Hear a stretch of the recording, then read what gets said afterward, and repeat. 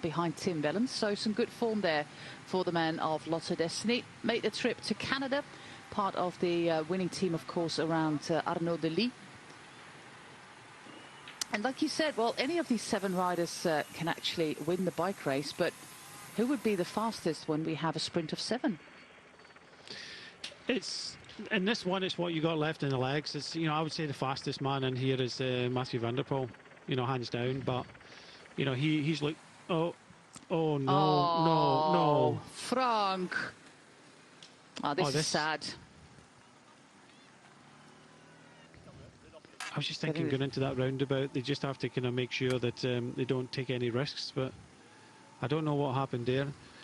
I hope that Shimano might help this young man, but he's just at the front there. Slipped. Yeah. There's wet patches, a few dry patches there. And this also, Turgis, of course, he does a little bit of cyclocross in his career.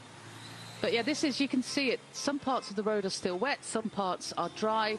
And that is a nasty wound there for Frank van der Broek, who will not get the reward for all the work that he has put in to date, sadly so. Do you know what I was just about to say there? And they lost some time as well. Yeah, and they will do. I was just about to say, and Shimano not helping them at all. I was just about to say that, and it's, look at the front of the peloton, it's broken up. It's broken up. The chase has broken them. There was about 8 riders. That's what I was saying. There might have been a crash here in the peloton as well. Yep.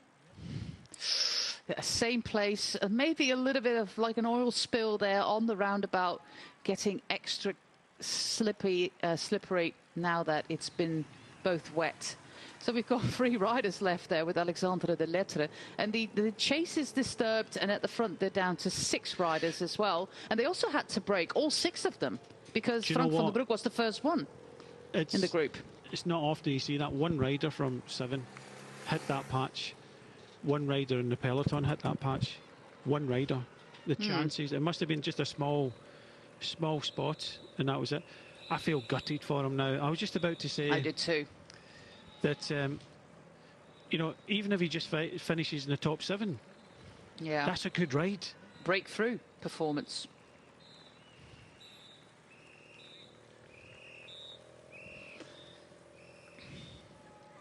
Because, of course, he did exactly the same thing, being in the breakaway during the national championships, which were in Limburg, and then still finishing in 8th place, hanging on to all these well-established worlds. Not going to come back if the same teams and the same riders are riding at the front. Even with DSM, if they've only got 2 riders, as you say, that one rider isn't enough.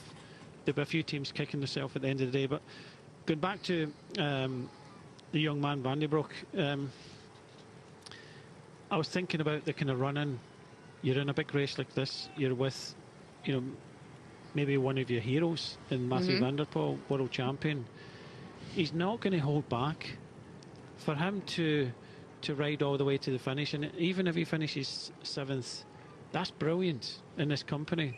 So it's not a case of, you know, you can kind of sit on a little bit, and he's got every excuse to do that. He's been in the original breakaway.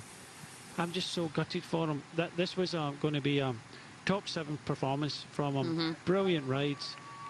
And if you're not looking at him, any teams listening, look at that young man, because there was a while ago that I think it was Magnus Cort Nielsen, I was commentating in the race, and I said, I was on the phone to one of the sports directors that I know, look at this guy, and it was in the Giro d'Italia, so he watched the stage of this race in the rest day, and they signed him up. I think it was Magnus Cort Nielsen for 3 years. So a lot of teams watch these races, and everybody knows, look at the size of the peloton. This has not been an easy race. Look at the faces on these riders at the front.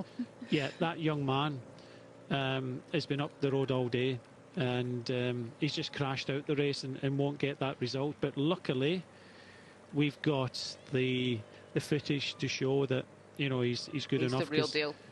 And the other times, in times of old, most sports directors were just already interested in results. They might read the paper and see the results. Well, unfortunately for Van der Broek, he's not getting the result he should have had today. Well, Frank van der Broek, 22 years of age, just part of a continental team only a few months ago. So such a big margin to grow. He will land right on his feet somewhere. We are convinced of that. But we're going towards the final 10 kilometers of this Super 8 Classic, named after one of the beer brands of the Haagt Beer Brewery. With these 6 riders, Turgis, with Jacob Fuglsang, Florian Vermeers, Gianni Vermeers, Mathieu van der Poel and Lars Boven. 2 Dutchmen, 2 Belgians, a Danish and a French rider up front. 41 seconds. There is chasing in the peloton. We don't have climbs left to go. We're making our way to Boortmeerbeek, which is our finish town just outside the gates of the brewery, and the next town we are getting through is Kamperhout Sas, and that was the birthplace of Raymond Impanis, who was the original name giver of this race. Only a couple of years it was called the Grand Prix Impanis, and Raymond Impanis, just like Peter van Petegem, is a winner of both Roubaix and Flanders, albeit unlike van Petegem, not in the same year. And van Petegem did it twice as well in Roubaix. Yeah, it's hard to ascertain who out of these 6 riders after the race that we had, Brian, because the final basically started 80 kilometers from the line. 2 hours of final. It did. Having 2 riders in here, I do favour Alpecin Deceuninck. I'm not going to pick either because I really do think that both have got that opportunity. But the thing is, with 45 seconds, they can't play the kind of tactical game. I do think that Fuglsang is looking strong. Turgis is looking good. Bova at the back there is probably the weakest link that they've got. Vermeers from Lotto Destiny, he is riding strong. You just said, you know, his recent results, he's riding super strong. So I think they'll be eyeing each other up, but I just think that having 2 riders here, it might make the difference for Alpecin Deceuninck. Alexandre de Lettre, Daan Hole, Emils Liepins, Abrahamsen are the riders at the front. Yeah, we got 2 riders called Vermeers at the front. The C and the H at the end of their name are completely useless because they are silent. You might as well just not write them at all. It's just Vermeers.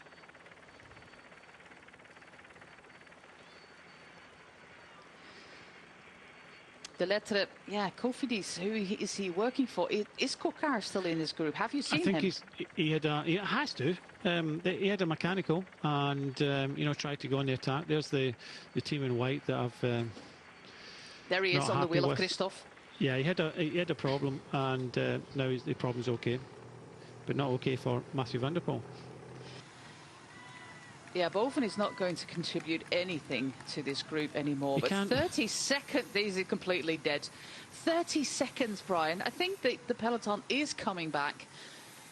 Gianni Vermeers, Florian Vermeers, Jacob Fuglsang, Mathieu van der Poel, Turgis and Lars Boven. Oh, this is tricky in the streets here of Kampenhout.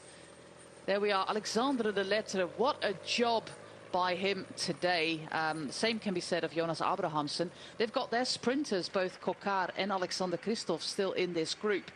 John Degenkolb is still here as well. We've got a little bit of an attack. The rider for Intermarché is Dylan van der Storme.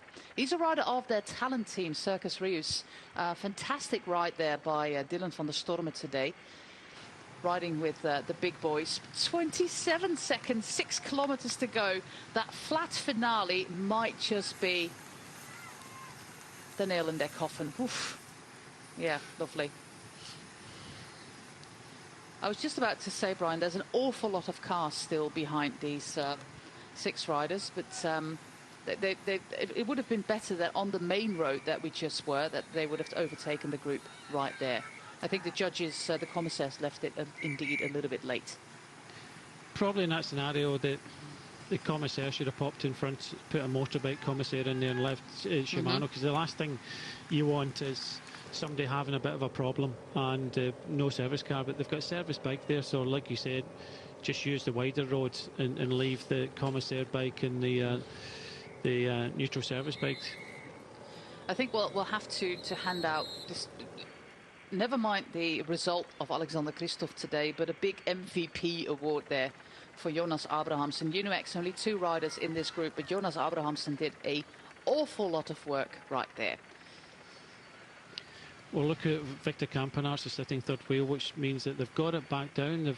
I think a few riders have absolutely emptied themselves, but Intermarché have only got 2 riders. Now they've only got 1, so this gap could go out again. Yeah, it's still not closed. It's bridgeable for that scenario I said about Jumbo-Visma. If the call has been made, then 25 seconds is doable. What is Boven going to do?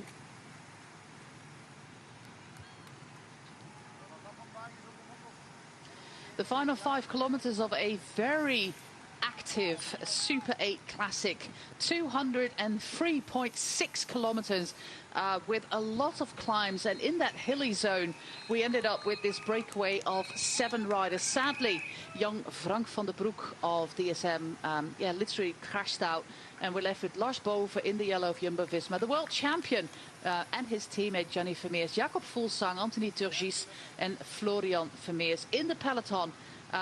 They left the chase really, really late. The GPS indicates 20 seconds. We've got some big name sprinters in the peloton with Christophe Laporte, Arnaud Desmas there in 4th position. Jasper Stuyven is here, John Degenkolb, Brian Coquard, Mats Mikkels, Laporte, I already mentioned him. So some of the main sprinters there. Last year, this race was won by Jordi Meijers. Luka Meskec is there for Jake Lula.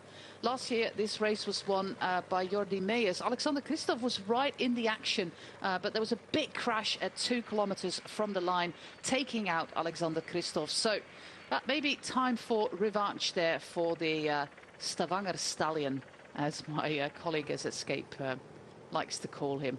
3.8 kilometers to go. The peloton cannot play poker, but the 6 riders at the front, they can't play poker either. The gap is awfully small, but there's also just 3.7 kilometers left. It could still fall both ways, Brian. With the Intermarché rider at the frontier is just trying to empty himself. How long can he keep this going? No one else coming up to help him for the moment, holding it at 20 seconds. So there's some of the sprinters kind of moved up just in case, but I'll say it again, unless you chase, you aren't going to bring these riders back, and everybody's kind of sitting back now and coming back onto this kind of main road in the last kind of 3 kilometres. Intermarché have tried, but it's to no avail, and Victor Campenaerts is just kind of letting the gap go now. So I think that seems the end of the chase from the peloton. It's Aimé de Gent. He's already done so much work at the front. Victor Campenaerts, Dimitri Peiskens, Desmas, 163 is Dujardin. We have more riders moving up, Coquard, and of course the sprinters in this group. They start to think of their options for a sprint. We also have Gonzalo Serrano there. The 4 riders for Jumbo-Visma with Laporte, their sprinter, with number 43 also still there. 2.7 kilometers to go. The gap is 16 seconds according to the GPS. I'll see at this bus station how big it is exactly here on the climb. It's not a climb really, but it will still hurt the legs because we are 200 kilometers into the race. Maybe we'll get the peloton at the bus station as well to see what the gap actually is.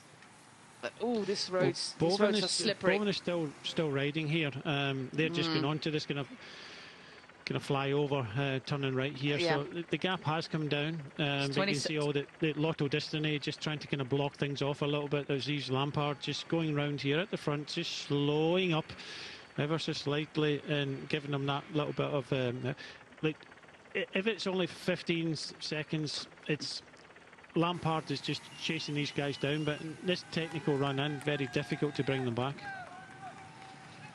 It was 2k to go and the gap was 20 seconds, and where they just really took caution there is where that big crash happened. Here we go. And now we have the final of the Super 8. We're on this industrial estate, making our way to the beer brewery of Primus Hacht. And Gianni Vermeers going through that corner with great ease. Of course, he's got that cyclocross background as well. Florian Vermeers is trying to counter. We have had races before where Gianni Vermeers was first and Florian Vermeers was second, or the other way around, actually, in the Antwerp Port Epic last year. But it's Gianni Vermeers, Florian Vermeers and Mathieu van der Poel now going into the final kilometre, Brian. Yeah, that was a good move because they recognised that Boven wasn't the strongest rider. He was propped on the front, and this is where we go through this industrial estate back onto the kind of finishing straight. I think Fuglsang is going to have a crack at this, but Boven, Turgis has to be aware here because he's got a kind of weaker rider right in front of him, but I'm pretty sure that Fuglsang is going to try something soon. He cannot wait too long, 1 kilometre to go. Yeah, there is the Flamme Rouge. It's a little bit hidden there on the left side of the road. Gianni Vermeers is completely emptying himself for the world champion. His teammate, Mathieu van der Poel. Florian Vermeers glancing over his shoulder. Fuglsang in 4th position. Lars Boven in 5th. And Turgis in last position. Very tricky there on the white stripes with the rain that has been. But these are the cameras at the finish line. Gianni Vermeers, he's doing everything to get that first victory for his teammate in the rainbow stripes. It's a perfect position right now for Mathieu van der Poel. The peloton is also in this shot, but they will be too late. They just left the chase too late. Mathieu van der Poel in 3rd position.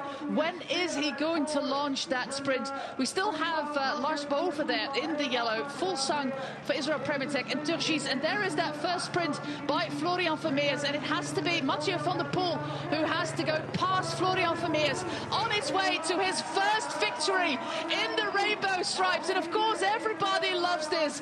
It is the 16th of September and the world champion wins for the first time in his rainbow jersey.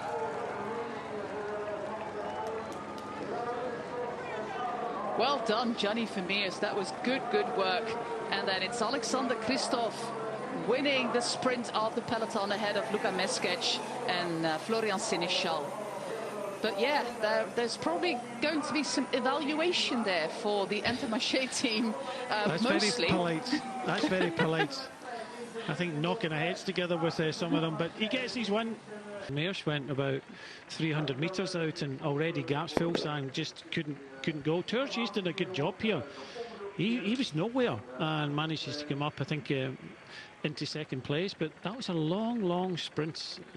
Florian Vermeers just got a little bit too excited there. Manages to hang on to 3rd. Maybe in his mind he thought he'd have to go a long sprint, but I'd have probably kind of tried to get the element of surprise, but no, nothing at all. So Gianni Vermeers done his job. Turgis, he had a good sprint in the end, but the world champion punches the air, loving it. What a rider. Yeah, this facial expression says it all, Brian. All the talk before the start. I'm not really concerned about the stories about whether I should win in my rainbow jersey. This tells